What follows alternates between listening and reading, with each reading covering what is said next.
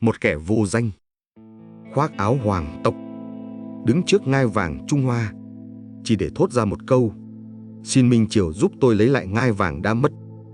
Và từ lời nói dối đó, lửa chiến tranh bùng lên, máu người Việt đổ bởi một cái tên Trần Thiêm Bình.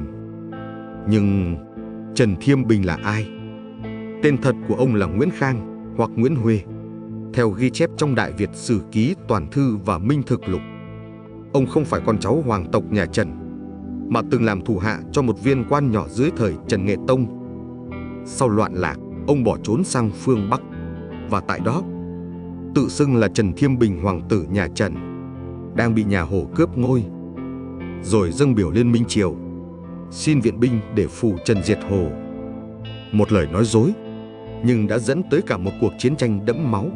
Nhưng cũng có người đặt câu hỏi: một viên quan nhỏ không gốc gác, không binh quyền, lấy gì mà dám cầu viện thiên triều? Phải chăng phía sau ông là một thế lực?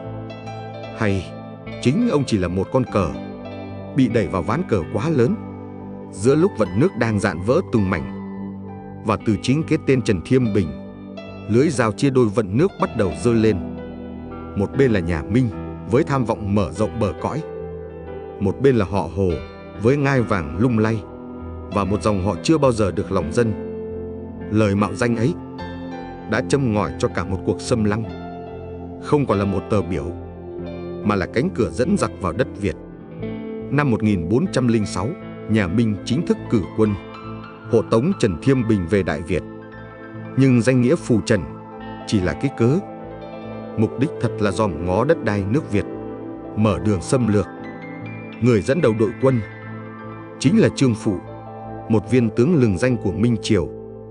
Hắn đem theo 2 vạn quân tinh nhuệ, vượt biên giới với cờ hiệu phù Trần diệt Hồ. Nhưng Hồ Quý Ly không phải kẻ dễ ngồi yên. Chỉ ít ngày sau khi Trần Thiêm Bình về tới đất Việt, ông bị bắt và bị xử chém. Theo Minh Thực Lục quyển Chu Cao Húy Thực Lục, quân Minh coi việc Hồ Quý Ly giết Trần Thiêm Bình là hành động xúc phạm thiên triều, chống lại ý chỉ vua Minh. Và đó là lúc cuộc chiến thực sự bắt đầu. Không còn danh nghĩa hộ tống, chỉ còn đao, máu. Và từ đó, vó ngựa phương Bắc bắt đầu dẫm lên đất Việt. Và khi máu Trần Thiêm Bình vừa thấm đất, cơn thịnh nộ từ phương Bắc chính thức đổ xuống Đại Việt.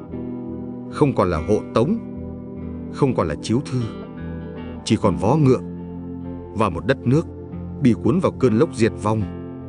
Chỉ trong vài tháng, trận Bình Than rồi trận Đa Bang, quân Hồ tan vỡ.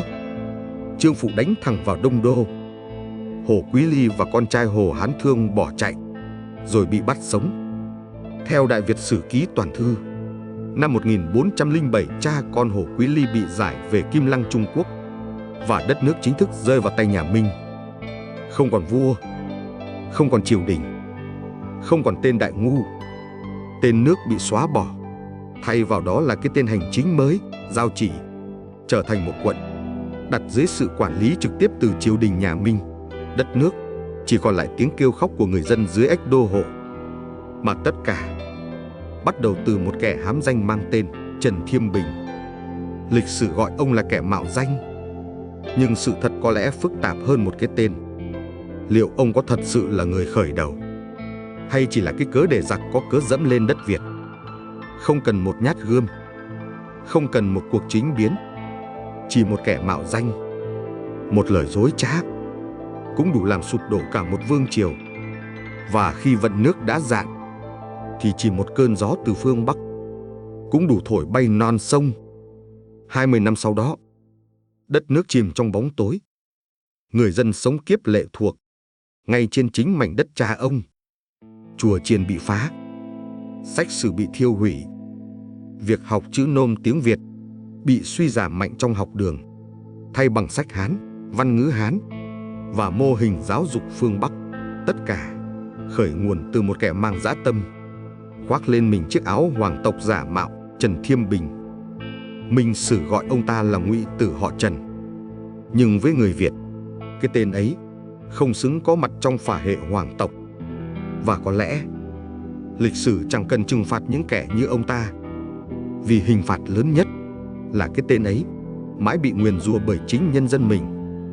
Không ai muốn nhắc, không ai muốn nghe, chỉ tồn tại như một vết chém sâu hoắm trong ký ức của một dân tộc từng bị giày xéo. Nhưng đôi khi, một cái tên rơi ra từ bóng tối của quá khứ lại đủ để soi thẳng vào những tham vọng vẫn đang khoác áo chính nghĩa hôm nay. Vì lịch sử có thể ngủ yên, nhưng những gì từng khiến một dân tộc gục ngã vẫn có thể quay trở lại khi người ta quên mất bài học từ những kẻ mạo danh. Nếu bạn cũng tin rằng mỗi câu chuyện lịch sử đều mang theo linh hồn của một dân tộc, thì hãy like, share, đăng ký kênh Tâm Linh Kỳ Mộc và bật chuông thông báo để cùng mình tiếp tục hành trình kể lại quá khứ bằng cả trái tim